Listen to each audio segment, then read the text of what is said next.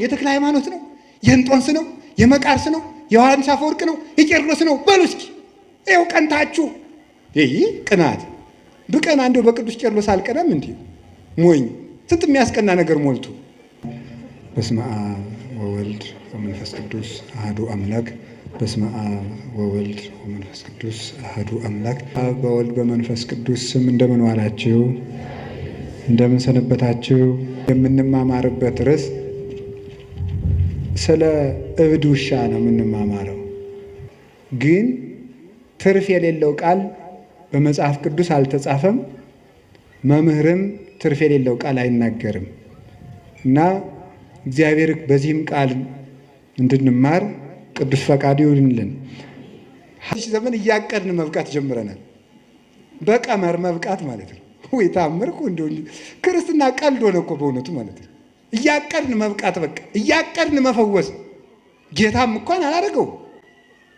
ኋላ ብለንስ ደግሞ ኧረ ተው እንዲህ አታድርጉ ተው ሲባል ደግሞ ሰሞኑን አንድ ባይታው እየተናገሩትን ልንገራችሁ።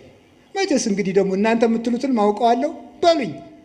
ቀንተህ በሉ ችግር የለም በሉ ችግር የለም በሉ መቀበል።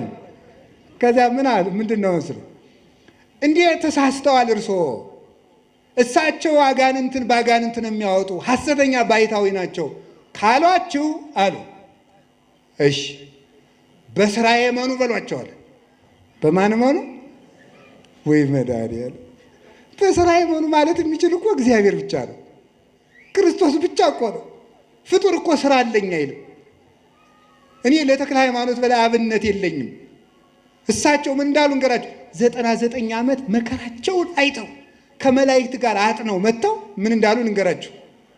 እኔ ዓለሙን አብርቼ ለራሴ ጨልም የቀረው ዓለምን አጣፍቼ ለራሴ አልጫውንኩ ስራ የሌለኝ ጎደሎ ነኝ። በፈጣሪ ፊት በቆምኩ ጊዜ ምን እመልስለታለሁ ነበር ያሉ። የዛሬዎቹ ደግሞ ስራዬን እመኑልኝ ይሉናል። እነዚህ ታናናሽ ክርስቶሶች ናቸው። የሐሰተኛ መሲህ መንገድ ጠራጊዎች አይደሉም። የማን ማዛን የሚኖር ማጨብጨብ እልል ማለት። እኔ በመምህር አምላክ ይዣቸዋለሁ። ከዚህ ጉባኤ መጨረሻ ላይ እንዳታጨበጭቡ፣ ጉባኤው እስከሚያበቃ ድረስ ማለት ነው። ማጨብጨብ ማጨብጨብ መደለቅ፣ ሲመርቋችሁ ማጨብጨብ፣ ሲረግሟችሁ ማጨብጨብ። እንዲሁ ችግር እኮ ናችሁ እናንተ እኮ ማምላክ። እንጂ ማስተዋል አለብን።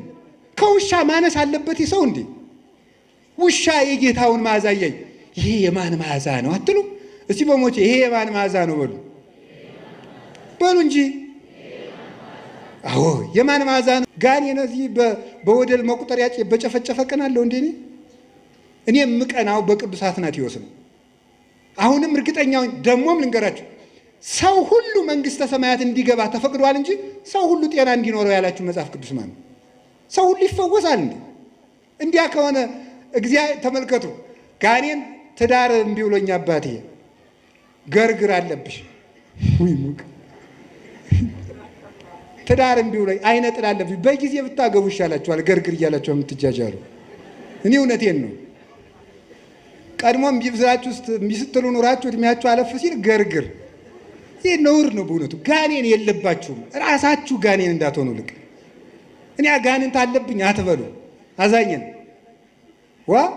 ቆይ ልንገራችሁ፣ ክርስቲያን ጋኔን አለብኝ አይልም።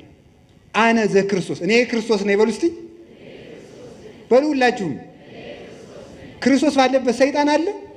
ጋኔን አለብኝ ብላችሁ እንዴት ራሳችሁን እጅ ትሰጣላችሁ? ለሰይጣን ራሳችሁን ትሸጣላችሁ እንዴ? ስለዚህ እግዚአብሔር ቤተሰቦች ልብ ሊኖረን ይገባል። ያስተማረን እግዚአብሔር የተመሰገነ ይሁን። ሌላ ቀን እንጨርሰዋለን። ወስብሐት ለእግዚአብሔር።